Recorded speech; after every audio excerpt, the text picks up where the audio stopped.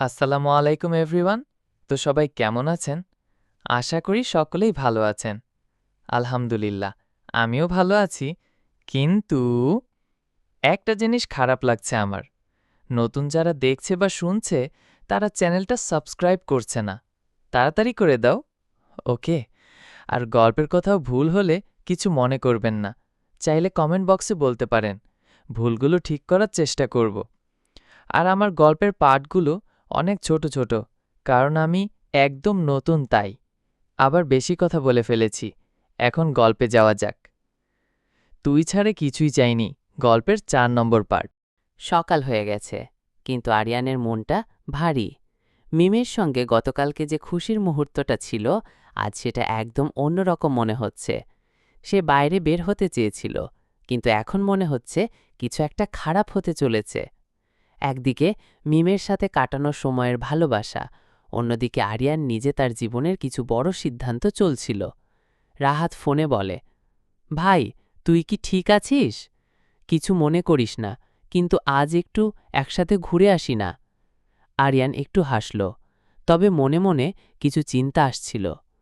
মিমের সাথে আবার দেখা, কিন্তু আজ মিমকে দেখলে মনে হয় কিছু একটা হতে চলেছে। তার মনের মধ্যে দ্বিধা ছিল, কিছুটা ভীত ছিল, আর কিছুটা আগের দিনের সেই ভালোবাসার প্রতিশ্রুতি মনে ছিল। আরিয়ান, মিম বলল, তুই কি কখনো ভাবিস জীবন এক জায়গায় থেমে যায় না? অনেক কিছু চলতে থাকে, জানিস না? আরিয়ান মিমের দিকে তাকিয়ে থাকল। মিম কখনোই এমন কথাবার্তা বলতো না, কিন্তু আজ তার কথায় অন্যরকম এক আবেগ ছিল। একটা ছোট দুর্ঘটনা। আজ আরিয়ান বাইকে বের হচ্ছিল। রাস্তা বেশ খারাপ ছিল, কিছু জায়গায় গর্তও ছিল। একটু অসাবধানতায় তার বাইকটি নিয়ন্ত্রণ হারায়, আর দুর্ঘটনাটা ঘটে। আরিয়ানের পা দুটো খারাপ হয়ে যায়, সোজা হাসপাতালে ভর্তি। দুঃখজনকভাবে সে এখন হাঁটতে পারবে না কিছুদিন। একমাত্র মিমই পাশে দাঁড়িয়েছিল, কিন্তু তার চোখে ছিল ভয়, করুণার মতো কিছু। মিম ছুটে আসলো হাসপাতালে, চোখে পানি আর মন ভেঙে যাচ্ছে। আরিয়ান, মিম ডেকে উঠল।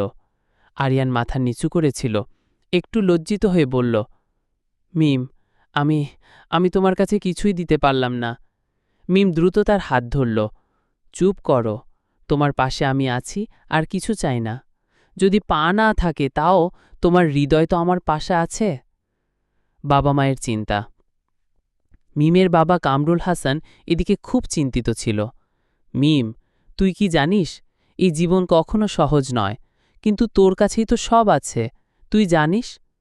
মিম চোখের জল মুছে বলল, বাবা, আমি জানি, কিন্তু এই মুহূর্তে আমি শুধু আরিয়ানের পাশে থাকতে চাই। তার হারানো কিছুই আমি তাকে ফিরিয়ে দিতে পারব না।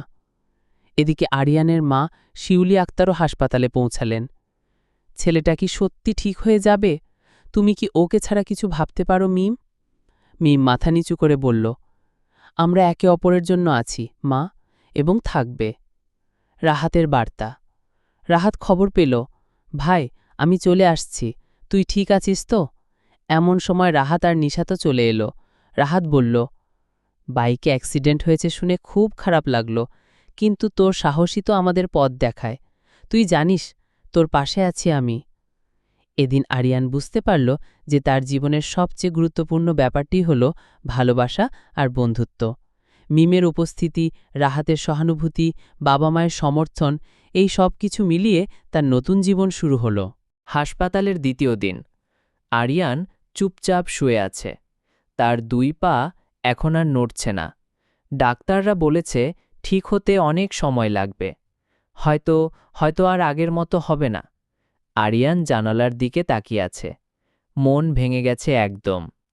মিমের তো নতুন জীবন, ওর তো সামনে কত স্বপ্ন। আমি কি আর ওর জীবনে জায়গা রাখলাম? মনের ভেতরে এইসব কথা ঘুরছে। মিম পাশে বসে চোখের পানি আটকাতে পারছে না। আলতো করে আরিয়ানের হাত ধরেছে। বলছে, আরিয়ান, তুমি এমন কথা ভাবো না। আমি তোমার পাশে ছিলাম, আছি, থাকব। তোমার পা দিয়ে না হয় চলতে পারবে না, কিন্তু তুমিই তো আমার জীবন। তোমাকে ছাড়া আমি কিছুই না। আরিয়ান ধীরে ধীরে বলল, মিম, তুই তো বুঝিস না, আমি তোকে সুখী দেখতে চাই, এমন একজনের সাথে যে তোর সব স্বপ্নে সঙ্গী দিতে পারবে। আমি তো এখন। মিম তার কথা শেষ করতে দিল না। হাত দিয়ে আরিয়ানের ঠোঁট চাপা দিয়ে বলল, আর একটা শব্দ বলবি না। আমার জীবন আমি জানি, আমি কার জন্য বাঁচতে চাই তাও জানি। আমি তোকে ছাড়া কিছুই ভাবতে পারি না। রাহাত আর নিশাত এলো। রাহাত বলল, ভাই, আমরা তো জানি তুই কেমন লড়াকু, তুই এইভাবে হাঁটতে পারিস না। আমাদের জন্য, মিমের জন্য, নিজের জন্য তোকে উঠে দাঁড়াতেই হবে। যে ভাবতে পারিস সে করতেও পারে। নিশাতও বলল, আরিয়ান ভাই, তুই জানিস মিম কতটা ভালোবাসে তোকে। তোদের এই ভালোবাসা দেখে তো আমরাও শিখছি। এইটুকু বিপদে হারলে হবে? আরিয়ানের মা শিউলি আক্তার চোখের পানি মুছে ছেলের মাথায় হাত রেখে বলল, বাবা, তুই জানিস তুই আমার গর্ব। ছোটবেলা থেকে তোকে দেখে এসেছি। এই তুই যদি নিজের মন ভেঙে ফেলিস তাহলে কি করে হবে বাবা?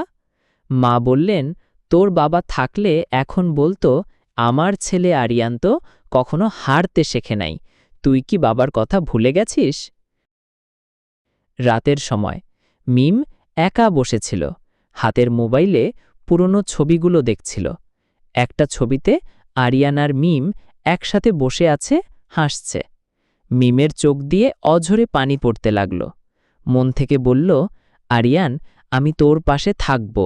যত কষ্টই আসুক, যত দিনই লাগুক, তুই ফিরবি, আমরা ফিরব।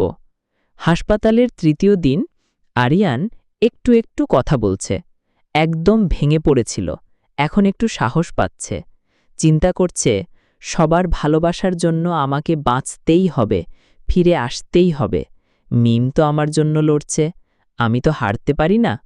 আর এইখানে শেষ হলো আমাদের গল্পে 4 নম্বর পার্ট।